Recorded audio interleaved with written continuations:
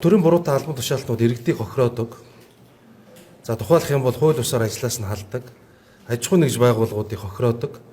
Ингээд дараа нь төр хууль заасны дагуу энэ мөнгийг гаргаж өгдөгөө. Жил болгон олон 10 тэрбум төгрөг төрийн албан хаагчдын буруутай үйл ажиллагааны улмаас төлдөг. Энэ асуудал нэргээд улсын төсөв төвлөрдөггүй. Энэ асуудал дээр арга хэмжээ авъя гэж. За энэ асуудал хууль зүйн дотоод хэргийн яам, улсын ерөнхий прокурор болон бусад улсын ерөнхий аудит болон бусад байгууллагуудад шаардлагуудыг хөрвүүлээ, нэгдсэн мэдээллийн бааз үүсгэе. Ингээд төрд учруулсан энэ хохирлыг эргэж буруутай албан тушаалтнуудаас гаргадаг байя гэсэн энэ зарчмын хүрээнд засгийн газар тодорхой арга хэмжээ авч хэрэгжүүлэхээр боллоо. За өнөөдөр юу болдгоо гэхлээр тухайлах юм бол нэг хүнийг үнэлэхгүйгээр халддаг, шүүхээр тогтоогддог. За тэр хүний цалинг төрөөс гаргаад өгчдөг. Эргээд буруутай албан тушаалт нь энэ мөнгөө төлдөггүй байх тохиолдол байна.